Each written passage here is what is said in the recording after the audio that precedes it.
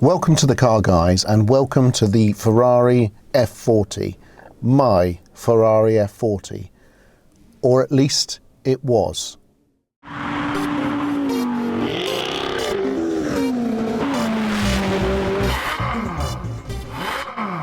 Yes, the rumours are true. I've sold my Ferrari F40. A bit later on in this episode, I'll tell you exactly why, or at least give you some hints. What have I done? It's always the same, this. As soon as I sell something, I then immediately regret it. What have I done? And this is no exception. It's now sold to its new owner, who, thankfully, is not only a friend of mine, but also a ferocious and avid Ferrari collector, just like me, who is going to look after this car, who's going to drive this car, and it's going to go into his already quite impressive collection. But first, let me tell you about my journey with this car, the fun that I've had, why it's such an incredible Ferrari, why only an idiot would sell one and move on to something else. This car can do 0 to 60 in just over 4 seconds. It can do just over 200 miles an hour. It's got 426 pound-feet of torque, and it's a 2.9 twin-turbo V8 that weighs only 1,100 kilograms. You do the maths. That makes it an astonishing ride. In 1987, when it was first shown, they were only going to make 399, 400. It was the last car that had the hand of Enzo Ferrari directly on it. It was an anniversary car, so it was designed for their 40th anniversary. Remember, we've just had their 70th anniversary. But such was the demand when people saw this incredible shape, this Pininfarina design, one of the all-time great car shapes. Demand just skyrocketed, and in the end they sold just over 1,300 of these cars, which is the reason why F40s haven't perhaps spiked in terms of value like the F50s or Enzos. I purchased this car from Meridien Modena in Lyndhurst on the 28th of June 2013. My plan was that I would buy 2 cars that day. I planned to buy an F40 and a 288 GTO. Viewers of this channel will know how I feel about that car. I walk into the place, I'm dressed kind of like this, I'm in jeans, I don't look like I've got the money to buy an F40. It was the most expensive car in the showroom. Went up to it and looked round the car and then said, okay, can I have a test drive? To his credit, Elliot, who was the salesperson, he's now moved to Porsche, so he's my go-to guy at Porsche Portsmouth. He didn't say, get stuffed, get out.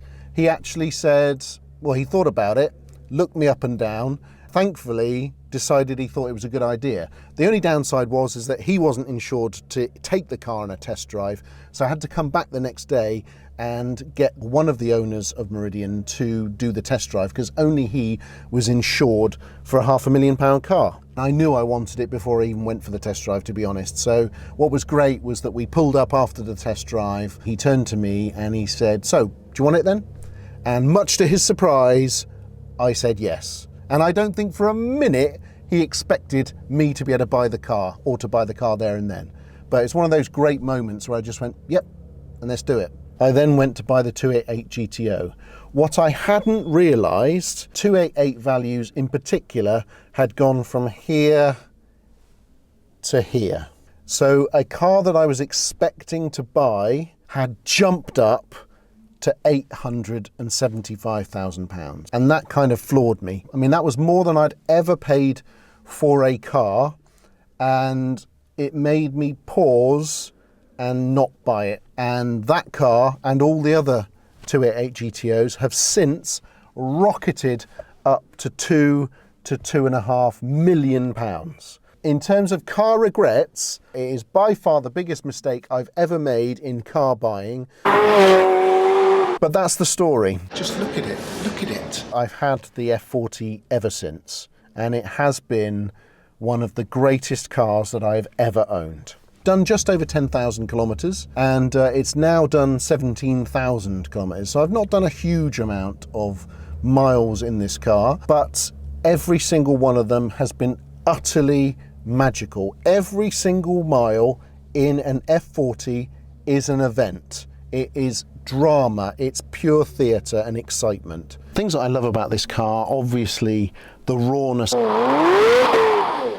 acceleration, the old school feel, the go-kart like driving position, the carbon fibre, bonded joints that you can see clearly in the car. The simplicity, I love the fact that it's a bare cabin, you've just got racing seat, it's just a seat and a steering wheel and your skill, and that's it. Veglia dials, I love the steering wheel, I love the rake of the steering wheel, I love the fact that it's a manual gearbox, it's a classic gated 5-speed manual gearbox. I love the noise. Despite the fact that it's a turbocharged engine, it still sounds incredible. Flames come out of the exhaust. You could toast burgers from the back of this car if you wanted to. The sheer shove of those 2 IHI turbochargers just forcing you into your seat. And I love the shape of it. It's just such an incredible shape, this car. No matter where you look through the mirrors, from the outside, you see an interesting and evocative, a stunning angle. This is a great Pininfarina design. It's a true icon. It's one of the all-time greats. All I can say is that the cars, therefore, that I might be getting into have got something to live up to. They've also got to be true Ferrari greats, and hopefully you'll agree when you find out they are. Are there any downsides of F40 ownership? Probably not, actually. The only thing I would say is it's a very low car. There's no lifting on this car at all, so you've got to be careful where you drive it and curbs and things like that. For me, the fuel tanks were a little bit hard to access, so sometimes the metal caps on either side were a little bit recalcitrant and meant that you spent perhaps a little bit too long standing at petrol pumps trying to get the bloody things open. Apart from that, no. It's as good as they say. It is a stunning, stunning car.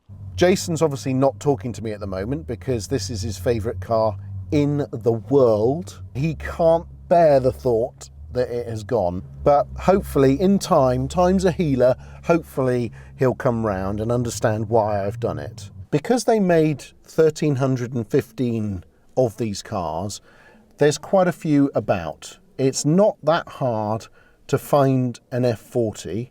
It is hard to find an F40 that's got this amount of carbon weave on it. I have to say, and to the new owner, hand on heart, this car has more carbon weave showing on more body panels than any F40 I have ever seen. And if you know something about F40s, the weave is everything because it shows that it's not been repainted and it shows it's original. It's like catnip for Ferrari collectors.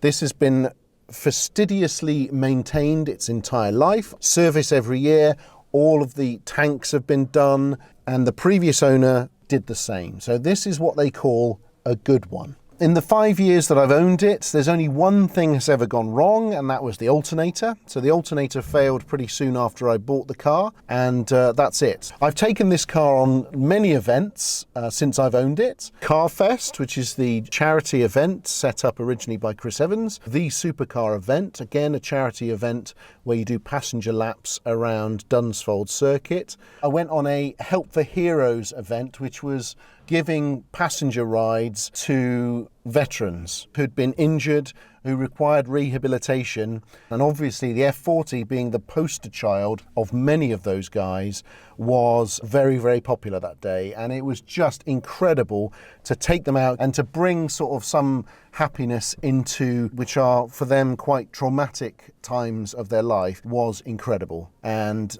that was the F40 doing all that magic.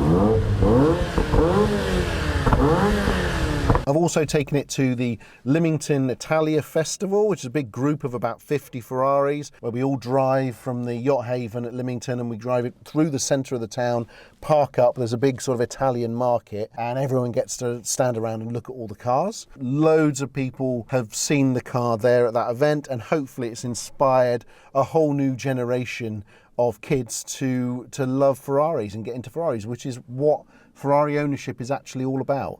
It's not about keeping it locked away in a facility like we're in right now. It is about showing them, driving them, getting people to have that Ferrari moment where they see a car drive past them on the street and they get that fizz of excitement, and from then on they're hooked and they're future Ferrari owners. I've also taken it to the Leamington Italia Festival, which is a big group of about 50 Ferraris, where we all drive from the yacht haven at Leamington and we drive it through the centre of the town, park up, there's a big sort of Italian market, and everyone gets to stand around and look at all the cars. Loads of people have seen the car there at that event, and hopefully it's inspired a whole new generation of kids to love Ferraris and get into Ferraris, which is what Ferrari ownership is actually all about. It's not about keeping it locked away in a facility like we're in right now. It is about showing them, driving them, getting people to have that Ferrari moment where they see a car drive past them on the street and they get that fizz of excitement, and from then on they're hooked and they're future Ferrari owners.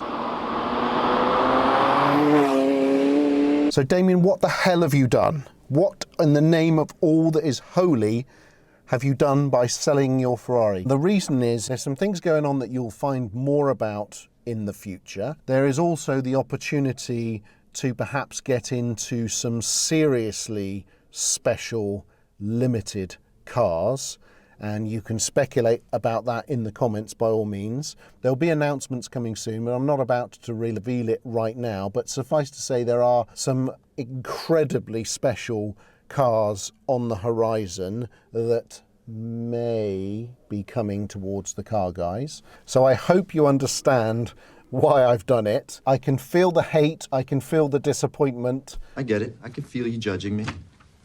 That's palpable. And for that I'm truly sorry, but hopefully you can understand the reasons for doing it.